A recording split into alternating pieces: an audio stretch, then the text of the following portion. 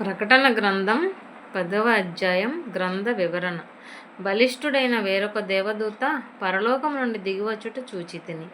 ఆయన మేఘము ధరించుకొని ఉండెను. ఆయన శిరస్సు మీద ఇంద్రధనస్సు ఉండెను. ఆయన ముఖము సూర్యబింబము వలెను, ఆయన పాదములు అగ్నిస్తంభముల వలెను ఉండెను. ఈ బలిష్ఠుడైన దేవదూతను గురించిన వివరణ బట్టి చూస్తే ఈయన యేసు ప్రభువా అనిపిస్తుంది. ఈ గ్రంథంలో మేఘం, రంగుల విల్లు రెండు దేవునితో సంబంధం గలవి. ప్రకటన 1:7, ప్రకటన 4:3, ప్రకటన 14:14 ముద్రల విషయంలాగే 6వ బూరకు 7వ బూరకు మధ్య కూడా కథలో ఒక అంతరాయం వచ్చింది. ప్రకటన 7:1-17 గురించిన నోట్ చూడండి. నడుమ రాసిన ఈ మాటలు ఇక్కడ నుంచి ప్రకటన 11-15 వరకు ఉన్నాయి.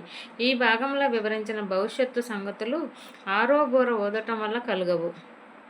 అసలు వీటిల్లో కొన్ని సంగతులు ప్రకటన 11:1-6 బూరల్లో ఒక్కటి కూడా ఊదకముందే, ఆ మాటకొస్తే 6వ ముద్ర విప్పకముందే జరుగుతాయనడానికి ఆస్కారం ఉంది.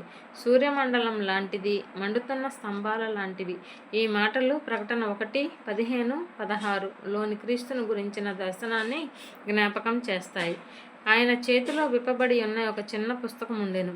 ఆయన తన కుడి పాదము సముద్రము మీదను, ఎడమ పాదము భూమి మీదను మోపి చిన్న పత్రం, ఇది ప్రకటన 5:1లోని 7 ముద్రలున్న పత్రం అని అనుకోవడానికి కారణాలు కనబడడం లేదు. యోహాను దీన్ని ఆ పత్రం అనలేదు. ఇది అది ఒకే పత్రమైతే ఆ పత్రం అనడా? అంతేగాక ప్రకటన 5:1లోని పత్రం పరలోకంలో ఉంది. అది పూర్తిగా విప్పబడలేదు. 7వ బూరను ఊదడం ఇంకా జరగలేదు. దాని సమయంలో 7 పాత్రలను 15-16 అధ్యాయాలు కుమ్మరించడం జరగలేదు. అయితే దేవదూత ఈ చిన్న పత్రాన్ని తినాలని యోహానును ఆదేశించాడు. ఇది పూర్తిగా విప్పి ఉంది. ఈ చిన్న పత్రంలో ఆ 7 ముద్రలున్న పత్రంలోని సంగతుల పైగా చేర్చబడిన కొన్ని దర్శనాలు, భవిష్యత్ వాక్కులు ఉన్నాయనిపిస్తుంది. ఇవి ముద్రలు, బూరలు వరుస క్రమంలో రావు. ఈ చిన్న పత్రంలో ప్రకటన 11:1-13 లోని సంగతులు మాత్రమే కాక 12, 14, 17, 18 అధ్యాయాలు కూడా ఉండి ఉండవచ్చు. యోహాను ఈ చిన్న పత్రాన్ని తిన్నాక అతనితో దేవదూత చెప్పినది గమనించండి. వచనం 11. కానీ తప్పకుండా ఇలా ఉందని చెప్పే వీలు లేదు. నేల మీద మోపి ఈ మాటలను బట్టి చూస్తే ఇది విజయవంతంగా భూమిని సొంతం చేసుకోవడం అనుకోవచ్చు. ద్వితీయోపదేశం 11:24, యోహాను 1:3 పోల్చి చూడండి. అదే అర్థం ఈ మాటలకు ఉంటే కొందరు పండితులు కాదంటారు. క్రీస్తు మళ్ళీ జ్ఞాప్తికి వస్తాడు. భూమిని, సముద్రాన్ని సొంతం చేసుకోవడానికి ఆయనకు తప్ప మరెవరికి హక్కు ఉంది? సింహము గర్జించినట్లు గొప్ప శబ్దంతో ఆర్భాటించెను. ఆయన ఆర్భాటించినప్పుడు 7 ఉరుములు వాటి శబ్దములు పలికెను. సింహం గర్జించినట్లు యూదాగోత్ర సింహం ప్రకటన 5:5 జ్ఞాప్తికి వస్తాడు. అయితే ఈ గ్రంథంలో వేరే చోట్ల క్రీస్తును ఒక దేవదూత అని పిలవడం జరిగిందా? జరగలేదు. కానీ బైబిల్ అంతటిని చూస్తే జరిగిందని తెలుస్తుంది. ఆదికాండం 16:7 చూడండి.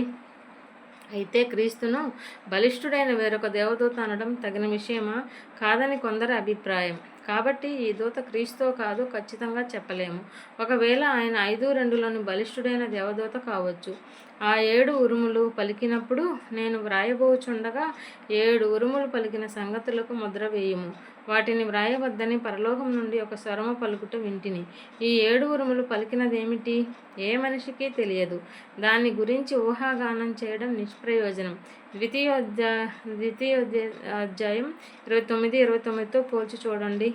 మరియు సముద్రము మీదను భూమి మీదను నిలిచి ఉండగా నేను చూచిన ఆ దూత తన కుడి చెయ్యి ఆకాశము తట్టు ఎత్తి, ఈ గంభీరమైన గ్రంథంలో ఇది చాలా గంభీరమైన సమయం.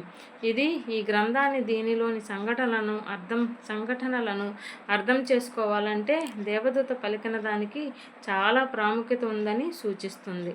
పరలోకమును, అందులో ఉన్న వాటిని, భూమిని, అందులో ఉన్న వాటిని, సముద్రమును, అందులో ఉన్న వాటిని సృష్టించి యుగ యుగములు జీవించుచున్న వాని తోడు ఒట్టు పెట్టుకొని ఇక ఆలస్యం ఉండదు కానీ ఏడవ దూత పలుకు దినములలో అతడు బోర ఊదబోచుండగా దేవుడు తన దాసులకు ప్రవక్తలకు తెలిపిన సువార్త ప్రకారము దేవుని మర్మము సమాప్తమగునని చెప్పెను.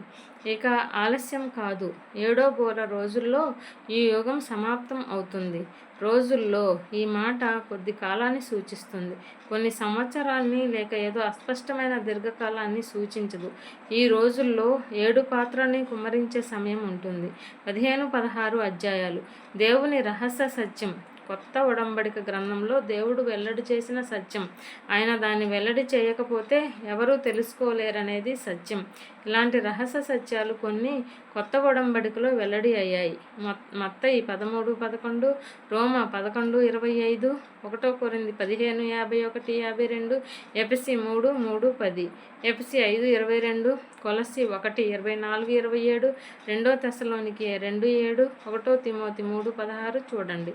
ఏడో బోర సమయంలో ఈ రహస్య సత్యాలలో ఏది పూర్తిగా నెరవేరుతుంది? ఒకవేళ ఇక్కడ దేవుని రహస్య సత్యం అనే ఈ మాటల్లో అనేక రహస్య సత్యాలు ఇమిడి ఉండవచ్చు. అవి అన్నిటికంటే గొప్ప రహస్య సత్యంలో ఎఫెసీ 1:9-10లో పౌలు చెప్పిన దానిలో చేర్చబడి ఉన్నాయా? ఇది అసాధ్యం అనిపించదు. ఏదో బోర ఊదే సమయంలో జరగబోయేవేవో చూడండి. ప్రకటన 11:15-18. అంతటా పరలోకము నుండి నేను వినిన స్వరము మరలా నాతో మాటలాడుచు, నీవు వెళ్ళి సముద్రము మీదను భూమి మీదను నిలిచి ఉన్న ఆ దూత చేతిలో విప్పబడి ఉన్న ఆ చిన్న పుస్తకము తీసుకోమని చెప్పుట వింటిని. నేను ఆ దూత యొద్దకు వెళ్ళి, ఈ చిన్న పుస్తకము నాకిమ్మని అడుగగా, ఆయన దానిని తీసుకొని తినివేయుము, అది నీ కడుపుకు చేదగును, కానీ నీ నోటికి తేనె వలె మధురంగా ఉండునని నాతో చెప్పెను. తిను. యెహెజ్కేలు 3:1-2 పోల్చి చూడండి. చేదు తీయగా, దానిలో దేవుని గురించి వచ్చిన వాక్కులు ఉన్నాయి కనుక అది అతడి నోట్లో తీయగా ఉంది. కీర్తనలు 19:9-10, కీర్తనలు 119, 103, ఇర్మియా 15:16, యెహెజ్కేలు 3:3. కానీ అది అతడి కడుపులో చేదుగా ఉంది, ఎందుకంటే రాబోయే తీర్పుల గురించిన భవిష్యత్ వాక్కులను ఆలోచించి గ్రహించినప్పుడు ప్రేమ జాలి గల హృదయమున్న వారికి అవి చేదుగా మనోవేదనకరంగా ఉంటాయి. యెహెజ్కేలు 21:6, యెహెజ్కేలు 21:12, ఇర్మియా 9:1, ఇర్మియా 10:19, ఇర్మియా 13:17, యెషయా 22:4, కీర్తనలు 119:5, కీర్తనలు 119, 136 పోల్చి చూడండి. దేవుని నిజ ప్రవక్తలు అలాంటివారు. అంతటా నేను ఆ చిన్న పుస్తకమును దూత చేతిలో నుండి తీసుకొని దానిని తినివేసి తిని, అది నా నోటికి తేనె వలె మధురముగా ఉండెను, కానీ నేను దానిని తినివేసిన తరువాత నా కడుపుకు చేదాయెను.